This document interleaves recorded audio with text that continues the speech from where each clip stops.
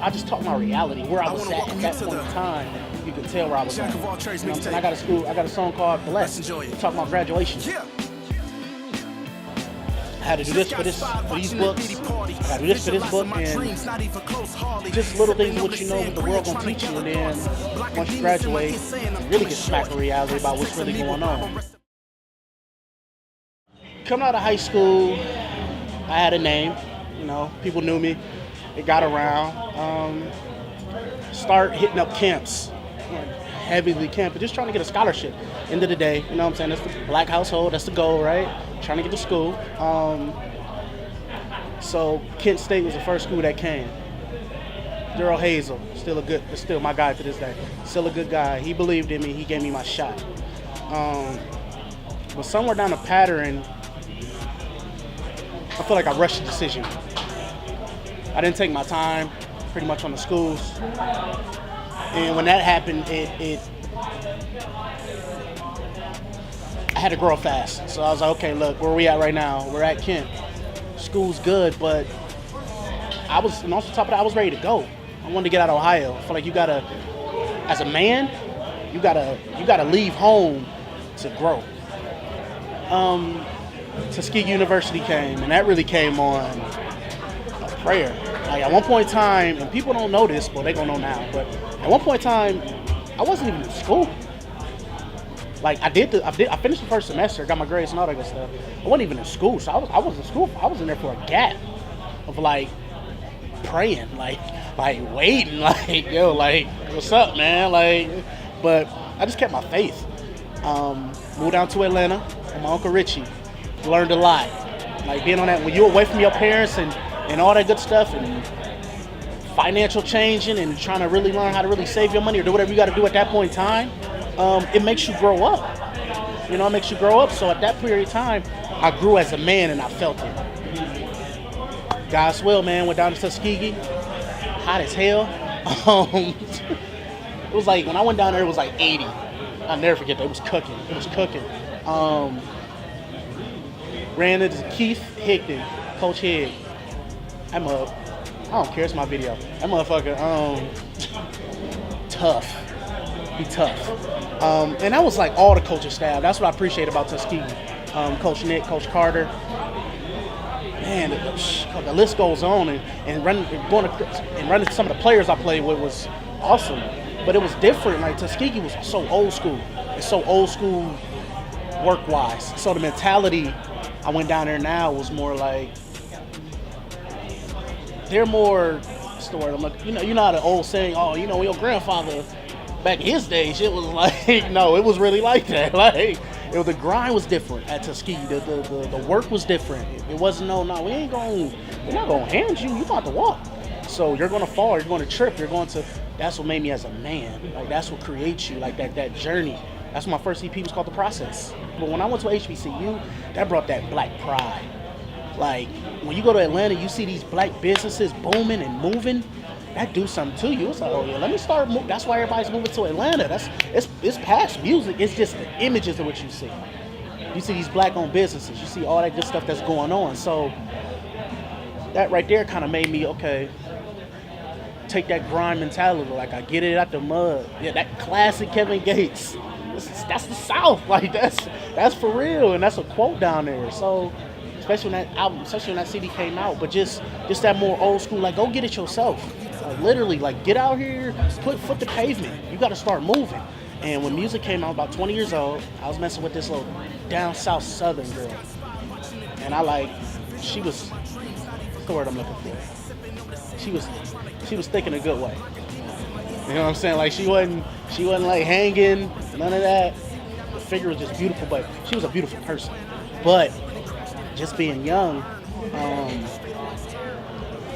I didn't see everything that was going on, put it like that. So, you know, when reality hit of what's the situation with y'all two, you know what I'm saying, and you start to catch yourself on the other end, like, yo, what the hell is going on? Like, what's this, how's this even taking effect on me emotionally? But it happens, man. I mean, that right there was like, you really care for that person, you know what I'm saying? So, and I learned from that situation. When I started getting to the pen, you just start writing down everything, where I'm at in my life, how I'm feeling, ran out of gas. My points on my card for lunch is about to damn near be up. I got to figure something out. It's just like little college stuff that you're going through. Like this girl at a party. I said something to her. Oh, she fell at me too. I just talked my reality, where I was at that point in time. You can tell where I was at. You know what I'm saying? I got a song called Blessed. Talking about graduation. Like just going through the whole thing of, I done got knocked around. I had to do this for these books. I got to do this for this book, and just little things of what what the world gonna teach you, and then once you graduate, you really get smacked with reality about what's really going on. Graduated though, but through that midst of that college thing, going back and forth in my 20s, stepped into the studio. Well, first time I stepped into the studio, I was 18.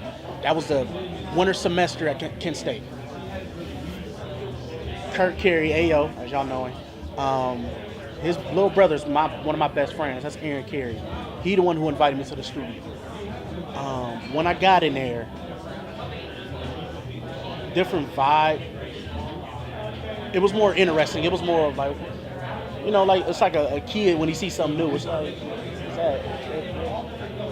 Never really been up close like that. I've heard, you hear people rap all the time, but when you in there and a professional, point, it's like, so this is what does.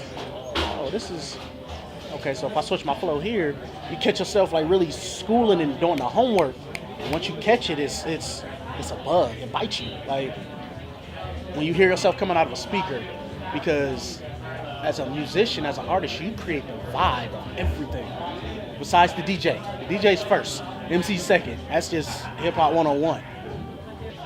I go for the grown and sexy. Like I want people to hit the dance floor when they hear my music. I might talk about this part over here where it's okay, I'm going through this in life right now, but I'm trying to learn how to maneuver to, I'm about to just make this kicking song. We about to put that to the side right now. We about to have some fun, but I don't go in the studio like, this about to be a club banger. I go in there like, how you feeling? Okay, this is how I'm feeling. But this is what I want to talk about. So it's. I feel like I don't want to be like the artist. People like, you know what you're about to get from me. Like the vibe. It is like some artists be like, yo, man, this nigga might be depressed. So, like I don't know what's going on. Like I don't want none of that. Like, you know what I'm saying? I want to not even make the sounds, but get the vibes like Drake provides. He might come over here, Western Road Flows, one of my fucking favorite records ever. Then he might come back to. What's a banger he just dropped like a few days ago? I can't think of the name, but just that right there. You know what I'm saying? And it's quotey as hell. That's the dope thing about him. And especially growing up when he came, like that was like one of our OGs as an artist. You know what I'm saying? Watching him grow from the first mixtape to all that. And I'm a huge Wiz Khalifa fan, so I've been watching him forever too. Cabin Fever, that raised us. Cabin Fever raised us. So that right there was just some of the influences I had. I can't make music like Drake. I can't make music like Eli Bandman. That's my family. I love him to death. I can't make music like I don't make that music. He's hot right now. He's getting some buzz in the city right now. Shout out to him. I'm happy for him. But I can't do that. That's not me. So what I'm trying to do is that's why I call it the gentleman movement. When you get me, I want you to think turtlenecks. I want you to think slacks, dress shoes, sunglasses. Classy, sexy, grown. Not to be trying to, say I'm better than anybody, but I like that vibe. I like a lady. I like a lady in a black dress, red pumps. You know what I'm saying? She ain't gotta have no gronk that. She ain't gotta have no cut up shorts, damn near showing her ass. Like, I like a woman, I like a lady. That's what you're gonna get from me. That's what I talk about. And just creating my identity and what I gotta do to differentiate. Correct me if I say that wrong. Myself just from artists that I'm seeing and I'm hearing. I was talking to my family, Ricky Johnson.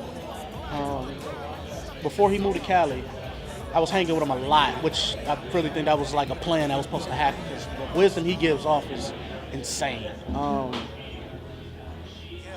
He was saying, Chev, he said, what's wrong with our generation right now? is we're so microwave driven. We want things now. We want it now. You might put out a record tomorrow.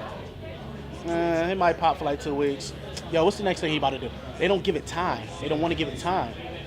And that's even with trying to be a billionaire, trying to be, you know what I'm saying? With money, things take time. You know what I'm saying? It's going to be about 10, 15 years before you master what you want. You know, so until you can master your craft and be able to take your time with it,